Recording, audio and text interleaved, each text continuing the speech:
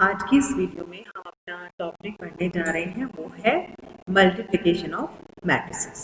ठीक है, तो हमने कैसे दो मैट्रिक्स से शुरू करते हैं कि हम मैट्रिक्स को कैसे मल्टीप्लाई करते हैं। So if we have two matrices A and B, order कितना है मैट्रिक्स का m by n, और बी मैट्रिक्स का ऑर्डर है c by d। आप इनको कब मल्टीप्लाई कर सकते हैं? If n must be equal to c। ठीक है, अब n क्या है? n आपके पास है columns in the matrix A, और c क्या है? रोज इन द मैट्रिक्स B।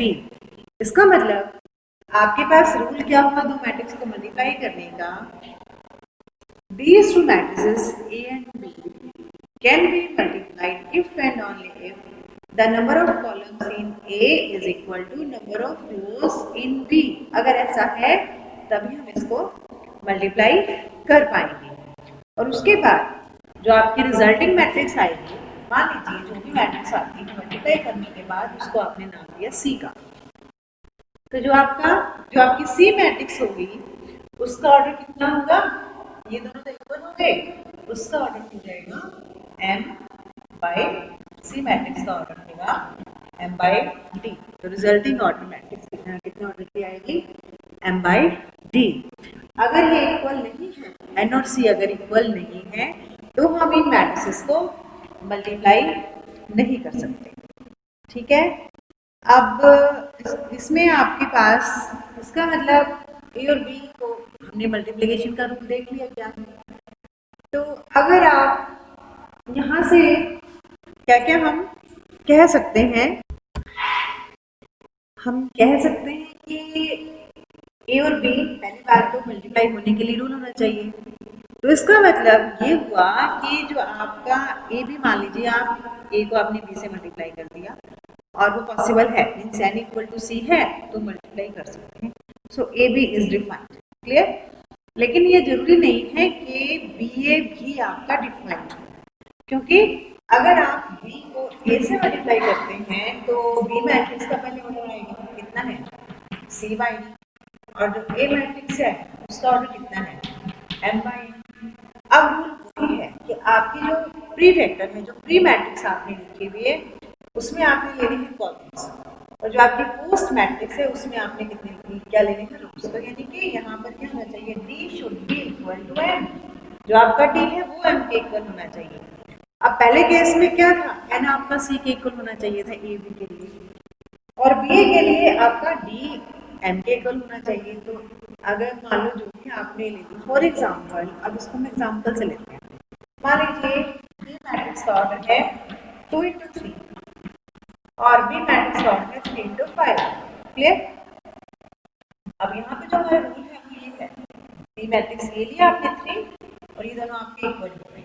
ठीक है, तो इसका मतलब ए बी को आप मल्टीप्लाई कर सकते हो, और ए बी को मल्टीप्लाई करने के बाद जो आपकी मैट्रिक्स का ऑर्डर आएगा वो आएगा 2 into 5।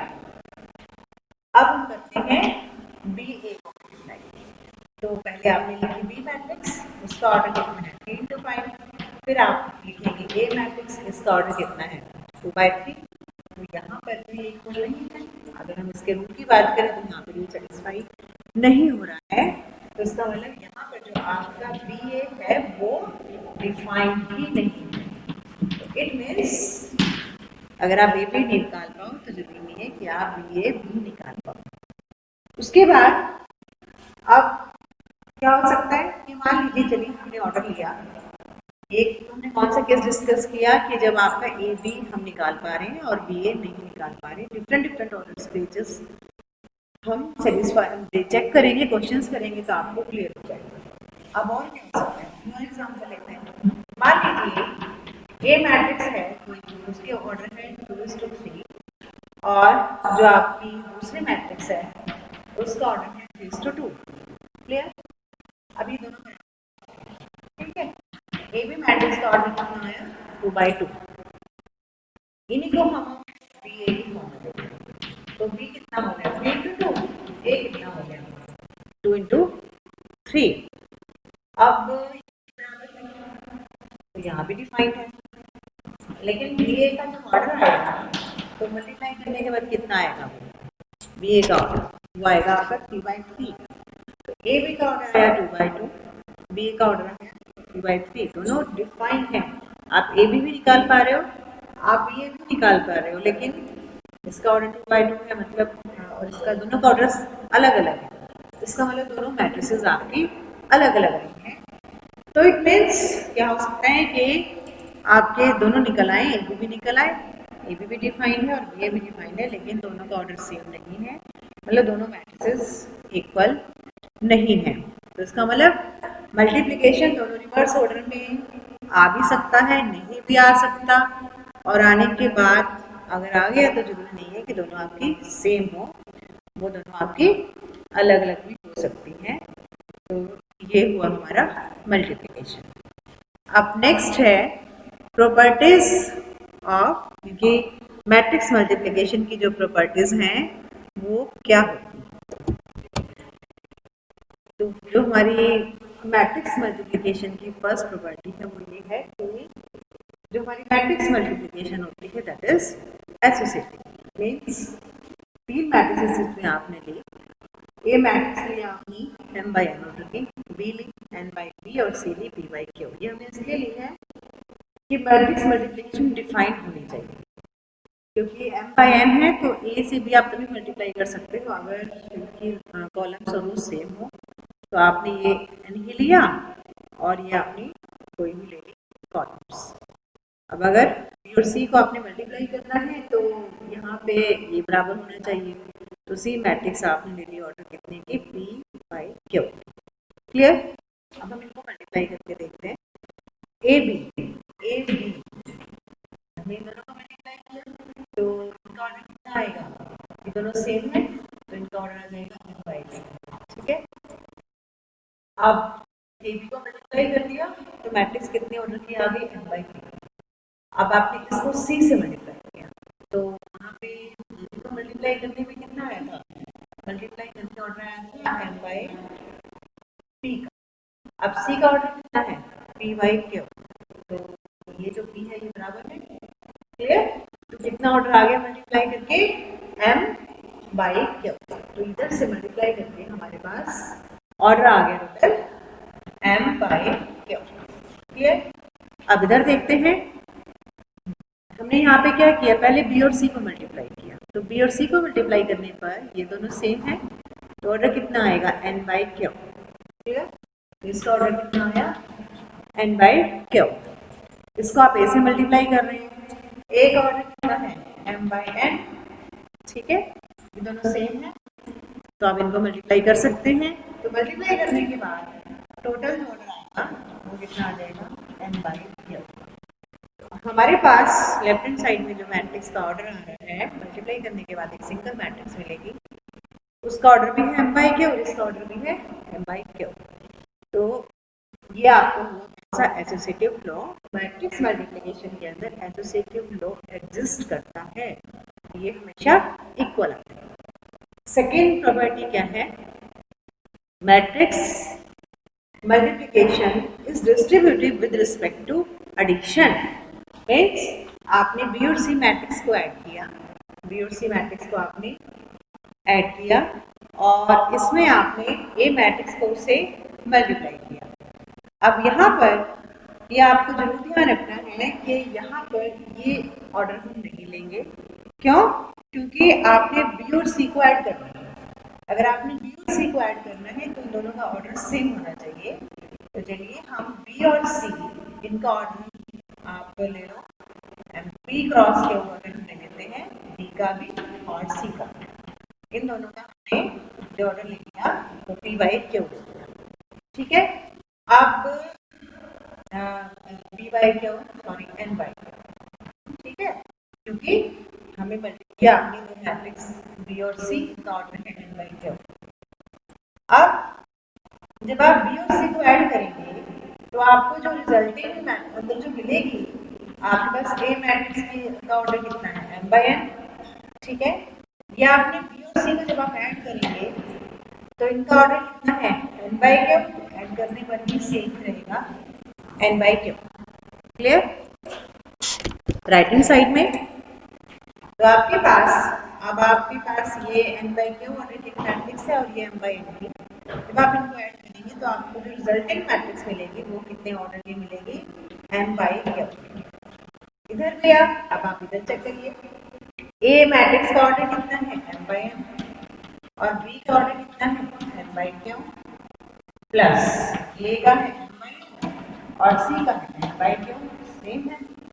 ठीक है, तो यहाँ पर प्लस ए का है m बाई n और सी का है m बाई क्यू। ठीक है, अब आप इनको जब मल्टीप्लाई करेंगे तो ये इसका रिजल्टिंग जो भी आएगा ए बी को मल्टीप्लाई करने पर ऑर्डर कितना बनेगा? m बाई क्यू प्लस ये भी को मल्टीप्लाई करके कितना बनेगा? मल्टीप्लाई करने के बाद कितना ऑर्डर बन जाएगा? m by Q. और जब आप इनको ऐड करेंगे तो इसका ऑर्डर भी कितना आएगा आपका? m बाई क्यू का। तो इधर जो आपके पास मैट्रिक्स पड़ी है वो m बाई क्यू की है, इधर साइड में आपका जो मैट्रिक्स है वो भी m बाई क्यू की है। और जब आप इनकी वैल्यूज चेक करेंगे तो सेम होंगी। सो सेकेंड प्रॉपर्टी क्या है आपकी? मैट्रिक्स मल्टीप्लिकेशन की, so this is distributive with respect to addition. और उसके बाद तीसरी प्रॉपर्टी अभी हमने इससे पहले की है। तीसरी प्रॉपर्टी है हमारे पास कि जो हमारी थर्ड प्रॉपर्टी है वो ये है कि जो हमारी मैट्रिक्स अगर आप दो मैट्रिक्स का प्रोडक्ट लेते हैं ए बी, ठीक है, मल्टीप्लाई हो पाई तो ए बी आ जाएगा। तो ये जरूरी नहीं है कि बी ए भी आप निकाल पाओ या अगर निकाल पाओ तो सेम आए, यानी कि not necessary A B equal to B A. और इस तरह से जब आप दो मैट्रिसेस लेते हैं उस प्रॉपर्टी को हम बोलते हैं कॉम्यूटेटिव। ठीक है, तो यहाँ से तीसरा रिजल्ट क्या हुआ कि matrix multiplication is not necessarily commutative. जरूरी नहीं है कि कॉम्यूटेटिव प्रॉपर्टी उसमें होल्ड करे। ये हमारी तीन प्रॉपर्टीज हैं।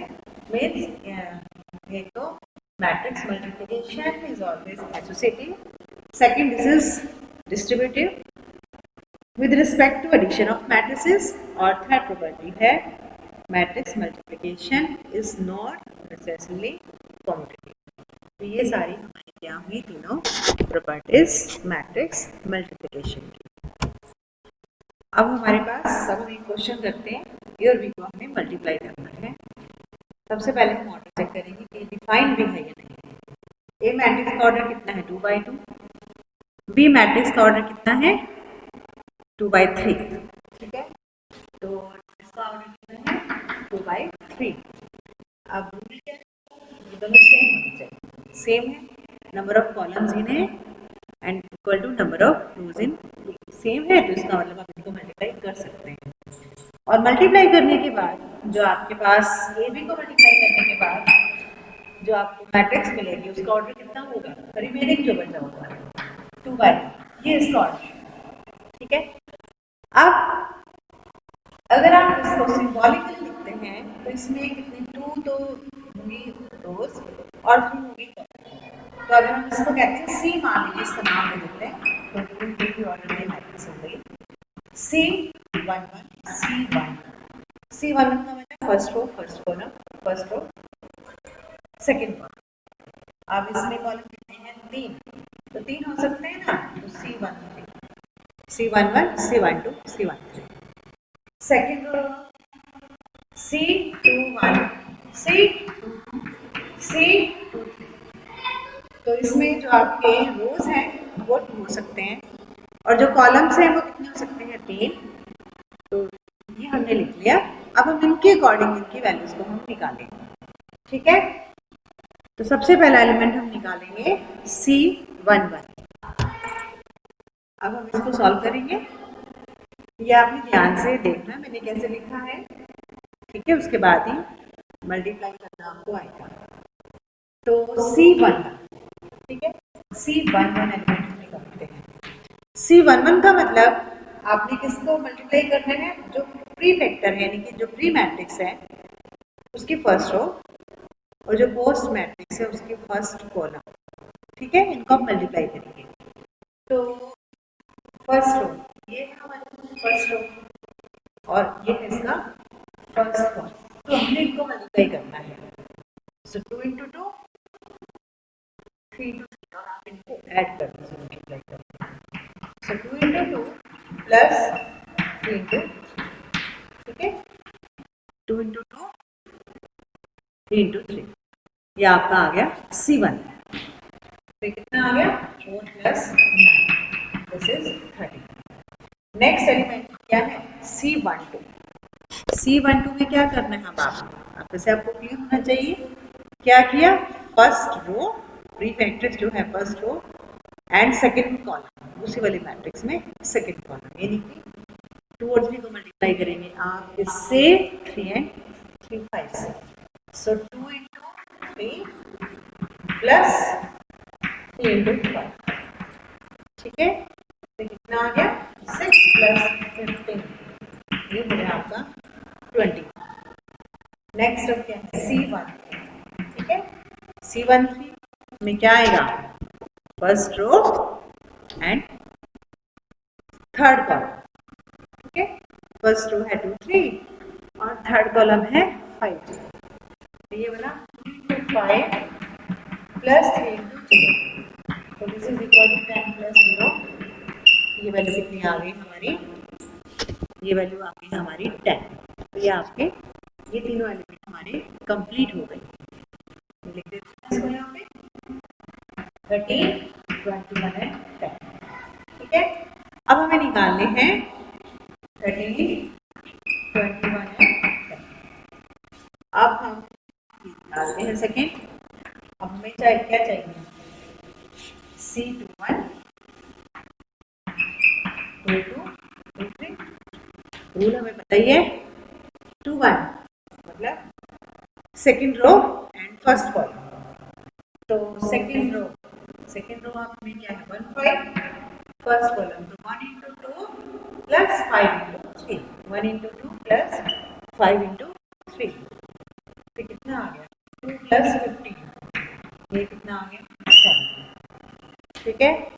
अब आ जाओ C2 second row and second column 3 5, so 1 into 3 plus 5 into 5, तो कितना बन गया 3 plus 25, दिस इज 28, ठीक है, ये आया 17, this is 28। Next C23 second row and third column, so 1 into 5 plus 5 into 2, तो कितना आ गया 5 plus 2, दिस इज 25, ये बना 5। तो ये आपका प्रोसेस है मल्टीप्लाई करने का, इस तरह से आपने मल्टीप्लाई करना है। इसको दोबारा से रिवाइज करते हैं। ए मैट्रिक्स है 2/2 ऑर्डर लिया, बी लिया हमने 2/3, क्योंकि ये दोनों सेम है तो आप इनको मल्टीप्लाई कर सकते हो। और जो रिजल्टिंग मैट्रिक्स है उसका ऑर्डर कितना आएगा, ये 2 और ये 3, ठीक है। यहाँ पे आपको एक जनरल एक मैट्रिक्स लिखनी है 2/3 ऑर्डर की। उस तरह के एलिमेंट्स हम इस तरह से रिप्रेजेंट करते हैं। हमें पता है कि हमारी रो जो है वो 2 होंगी और रो जो है हमारे 2 रो होंगी और जो हमारे कॉलम है वो ऐसे 3 कॉलम्स होंगे, ठीक है। तो ये हमारी फर्स्ट रो है, तो फर्स्ट एलिमेंट को आप हमेशा 1 से रिप्रेजेंट करेंगे। ये जो सेकंड है वो कॉलम है, तो यानी कि जो फर्स्ट एलिमेंट है वो 1 ही रहेगा। जो कॉलम है वो 3 है, तो 1 C11, 1 2 1 3, इससे ज़्यादा आपने नहीं जाना। अब ये सेकंड रो है, तो यहाँ पे देखो आप 2 है और ये कॉलम्स है C21, C22, C23, ये आपने लिख लिया। अब इनका जो प्रोसेस है मल्टीप्लाई करने का, C11 का मतलब जो प्री मैट्रिक्स है उसका आपने लेना है फर्स्ट रो, वो मेथड वही है, row column row column row, और इसका दूसरे वाली मैट्रिक्स का फर्स्ट कॉलम, इन दोनों को मल्टीप्लाई किया, कॉरेस्पॉन्डिंग एलिमेंट्स को और ऐड कर दिया। फर्स्ट रो को सेकंड कॉलम से, फर्स्ट रो को थर्ड कॉलम से, सेकंड रो को फर्स्ट कॉलम से, सेकंड रो को सेकंड कॉलम से, सेकंड रो को थर्ड कॉलम से, और ये आपके पास मैट्रिक्स आपको मिल गया। तो दिस इज द प्रोसेस किसके लिए, मल्टीप्लाई करने के लिए। अब ये प्रॉपर्टी है, product of two matrices can be a null matrix even if neither of them is a null matrix. यानी कि दो मैट्रिक्स जरूरी नहीं है कि नल मैट्रिक्स हो, मतलब 0 0 एलिमेंट्स होंगे सारे के सारे, लेकिन उनकी जो प्रोडक्ट है that can be a null matrix. तो ये हमने एक एग्जांपल लिया है, ए मैट्रिक्स है, this is not a null matrix, ये एलिमेंट आपका नॉन जीरो है। या आपने बी मैट्रिक्स ली है, यहाँ पे भी एक नॉन जीरो एलिमेंट है, तो this is not a null matrix. दूसरा दोनों का ऑर्डर है वो 2×2 है, सेम है यहाँ पर। Number of columns in pre matrix अगर हम ये निकालें, and number of rows in post matrix, तो मतलब मैट्रिक्स मल्टीप्लिकेशन डिफाइंड है। और जो रिजल्टिंग मैट्रिक्स है उसका ऑर्डर भी कितना आएगा, उसका ऑर्डर भी कितना आएगा 2×2। चलिए हम इसको सी बोलते हैं, तो सी मैट्रिक्स होगी 2×2 ऑर्डर की। अब इनके हम एलिमेंट्स लिख लेते हैं जो बनेंगे, रोज कितनी है 2 और कॉलम्स कितने हैं 2, तो C1 ये पहले आपकी फर्स्ट रो है, तो 1 और कॉलम कितने हैं 2, तो C11 C12 C21 C2, ये बनेगी हमारे पास। अब हम निकालते हैं C1। C11 का मतलब क्या है, फर्स्ट रो फर्स्ट कॉलम, तो first row first column 0 × 2 plus 3 × 0, ठीक है, फर्स्ट एलिमेंट का। तो हम इसको ना यहाँ पे लिखते हैं, ये तो नहीं बन रहा आपको, देख लिया आपने मैट्रिक्स, तो ये आपने कौन से बनेगी, सी जो बनेगी first row first column 0 × 2 plus 3 × 2, पहला एलिमेंट, ये क्या बनेगा C12 first row second column, तो 0 × 0 प्लस 3 × 2, ठीक है। अब आ जाओ, ये क्या है C21 का मतलब सेकेंड रो फर्स्ट कॉलम, तो 0 × 2 प्लस 0 × 2, ये क्या है 2 सेकेंड रो सेकेंड कॉलम, तो 0 × 0 प्लस 0 × 2, ठीक है। तो कितना आ गया हमारे पास, दिस इज इक्वल टू 0 है, ये दोनों 0 है, ये दोनों 0 है, दोनों 0 है। तो आपके पास मल्टीप्लाई करने के बाद जो मैट्रिक्स आई वो कौन सी I, zero matrix. So we have C मतलब ए बी इक्वल टू 0, जबकि हमारी जो बी और मैट्रिसेस हैं दोनों के दोनों में से कोई भी आपकी नल मैट्रिक्स नहीं है। तो ये हमने की है जो हमारी प्रॉपर्टीज हैं मल्टीप्लिकेशन के लिए, जो उनके रूल्स हैं, उनके जो लॉज हैं, उनके बारे में हमने यहाँ पे सीखा। और नेक्स्ट वीडियो में हम उसके रिलेटेड हम क्वेश्चंस को अपने सॉल्व करेंगे।